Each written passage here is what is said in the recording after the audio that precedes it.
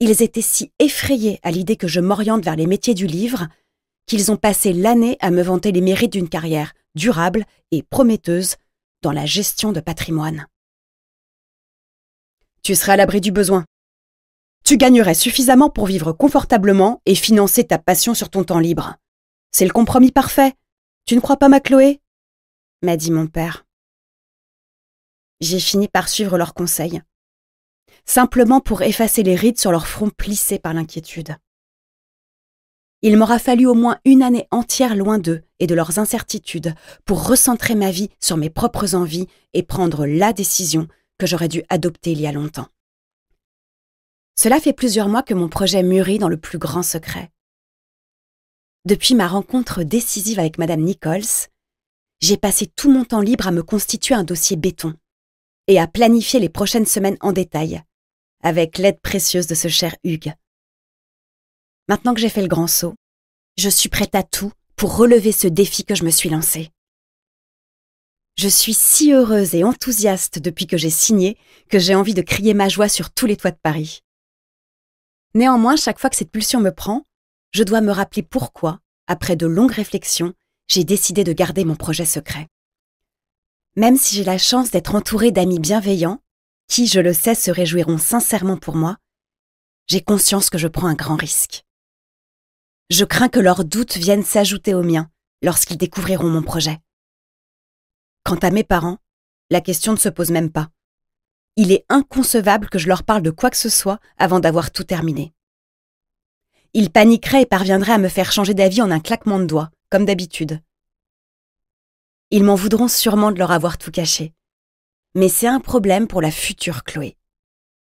Il me faudra donc prendre mon mal en patience, au moins jusqu'à la fin de l'été, quand tout sera terminé.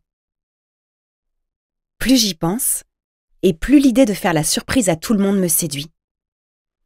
J'imagine souvent leurs réactions, l'étonnement et l'admiration que j'espère lire dans leurs yeux. De mon côté, je serais également très fière d'y être arrivée par moi-même. Abandonnant mon sac sur l'un des porte-manteaux de l'entrée, je me débarrasse rapidement de mes vêtements, en les semant sur mon passage. Une fois dans la cabine de douche, je profite longuement de l'eau chaude pour me détendre. Il est 19h quand je m'affale sur les coussins moelleux qui décorent mon canapé. Pile pour mon rendez-vous en visio avec Milan. Elle n'a cours que le matin, le mercredi, alors c'est le moment parfait pour nous deux, avec le décalage horaire. J'ai mis une petite robe pour l'occasion. J'étais souvent en pyjama lors de nos appels, tandis qu'elle est toujours toute pimpante dans ses tenues du jour. Depuis qu'elle m'a fait la remarque pour plaisanter, j'essaye désormais d'enfiler de jolis vêtements avant de l'appeler. L'histoire de notre amitié est un peu folle, mais c'est ce qui la rend si spéciale. Nous nous sommes rencontrés il y a 2 ans et demi grâce à Aaron, alors qu'elle passait sa dernière soirée ici, avant de rentrer chez elle à Montréal. Malgré les milliers de kilomètres qui nous séparent, nous faisons tout notre possible pour nous appeler régulièrement, en plus des centaines de textos qu'on s'envoie de manière quotidienne. Je m'apprête à lancer la visio lorsqu'un bruit suspect attire mon attention. Un clapotis régulier qui ne devrait pas être là. Un rapide examen de la salle d'eau me confirme que je n'ai laissé aucun robinet ouvert. Les fenêtres sont toutes fermées, la porte d'entrée aussi. Le son ne provient donc pas de l'extérieur. Plantée au milieu du salon, les sens en alerte, je tourne sur moi-même. C'est alors que je remarque une flaque en train de se former au sol, près du coin cuisine. Prudemment, j'avance et m'aperçois rapidement que l'eau semble venir du plafond. Super. Mes voisins ont une fuite, c'est bien ma veine. Je prends le temps de placer un seau juste en dessous et d'envoyer un message à Milan, avant de me précipiter à leur porte. Bien évidemment, ils sont absents. De retour dans mon appartement, en grognant de frustration, je commence à passer en revue mes différentes options. Je réfléchis à la meilleure solution pour régler ce problème, quand un grincement étouffé me fait sursauter. Il semblerait que ça vienne une fois de plus de l'appartement du dessus. D'un coup, les gouttes régulières laissent place à un filet d'eau continue qui s'élargit au fil des secondes. Je sens la catastrophe arriver, littéralement. Une odeur nauséabonde envahit la pièce en un rien de temps. D'un pas précipité, je rejoins ma chambre où j'emballe quelques affaires, les mains tremblantes, veillant à emporter en priorité mes objets de valeur. Après réflexion, je m'empare d'une des grosses valises qui traînent sous mon lit et y jette quelques vêtements sans ménagement. Mieux vaut être préparé au pire. Dieu merci, mes livres qui habillaient un mur entier du salon jusqu'à la semaine dernière sont à l'abri dans des cartons à la cave, dans l'attente d'être déplacés. Je ne me serais jamais remise de les voir endommagés par les eaux usées. J'ai tout juste le temps de m'engouffrer dans l'entrée avec mes bagages, qu'un nouveau bruit sourd, semblable à une canalisation qui éclate, me fait tressaillir et m'arrache à un hurlement affolé. Je frôle la crise cardiaque quand je comprends qu'un flot de liquide malodorant est en train d'envahir mon havre de paix. En réprimant un haut-le-cœur, je claque précipitamment la porte de mon appartement et compose à toute vitesse le numéro du gardien de ma résidence, pour l'informer de la situation. Mon cerveau se met en pilote automatique afin de bloquer la panique qui menace de me tétaniser. Il paraît que mon sang-froid est à toute épreuve. C'est le moment de le prouver. Assise sur un banc dans le jardin résidentiel, je passe une bonne heure à enchaîner les coups de fil. Après avoir contacté un plombier en urgence et mon propriétaire, j'ai même appelé les pompiers, de peur que la catastrophe ne se répercute chez mes voisins du dessous. Le concierge a déjà dû les avertir et leur demander d'évacuer. Mais prudence est mère de sûreté. La nuit est tombée depuis longtemps, quand je m'installe finalement dans un taxi. Une boule d'angoisse se forme au creux de mon ventre, lorsque je me rappelle les ravages qui sont en cours dans mon cocon, et que je suis accessoirement à la rue pour une durée indéterminée.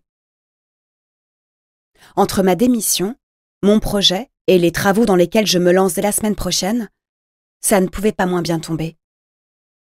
J'ai quelques économies de côté, mais je préférais ne pas y toucher et les conserver en cas de pépin sur le chantier. Je n'ose même pas imaginer combien de temps sera nécessaire pour que mon appartement soit de nouveau habitable. Je me focalise un instant sur ma respiration pour retrouver mon calme et relativiser. En boucle, je me répète que je ne suis pas seule et que tout ira bien. Malgré le déménagement de mes parents, j'ai la certitude que mes amis seront là pour moi. C'est pour cette raison que je n'ai pas hésité à indiquer l'adresse d'Aaron au taxi, après m'être assurée qu'il était chez lui. Je me demande brièvement si Christopher sera présent. Si c'est le cas, j'espère qu'il saura faire preuve d'empathie pour changer. Je n'ai pas la patience de supporter ses provocations aujourd'hui. Avec Aaron et Elena, nous formions un quatuor inséparable depuis l'enfance. Et puis, il y a quelques années, Ellie nous a quittés. Si mon amitié avec Aaron a été renforcée par cette épreuve, avec Chris, elle s'est transformée en autre chose. Quelque chose de plus intense, de plus fort. Durant plus d'1 an, nous avons vécu une idylle secrète digne d'une des romances qui habitent mes étagères. Le genre d'amour qu'on s'imagine durer toujours. Le genre de complicité qu'on n'expérimente qu'une fois dans sa vie. Puis, il m'a brisé le cœur. Et il a eu le culot de me proposer qu'on reste amis. Le pire dans tout ça, c'est que j'ai accepté. Si c'était tout ce qu'il était capable de m'offrir, alors j'étais prête à m'en contenter. L'idée d'une vie sans Christopher Dean Lewis à mes côtés m'était insoutenable, et c'est toujours le cas aujourd'hui. Parce que oui, même après toutes ces années et la façon dont il m'a traitée, même si je me suis fait une raison depuis, je suis incapable de me passer de lui. J'ai appris à vivre avec mes sentiments à sens unique. Du jour au lendemain, il a repris sa place de meilleur ami et nous n'avons plus jamais évoqué notre histoire. Il n'empêche que j'ai envie de lui sauter à la gorge les 3/4 du temps et que je ne m'en cache absolument pas. C'est ma petite vengeance. Ma façon de lui faire payer le mal qu'il m'a causé, bien que je n'ai jamais vraiment eu le courage de le lui dire. Arrivé devant le portail noir qui délimite la propriété d'Aaron, je descends du taxi avec mes sacs et remercie le chauffeur qui s'en va déjà. Moi qui pensais que le premier jour du reste de ma vie tomberait ce vendredi, je me trompais. Il commence aujourd'hui.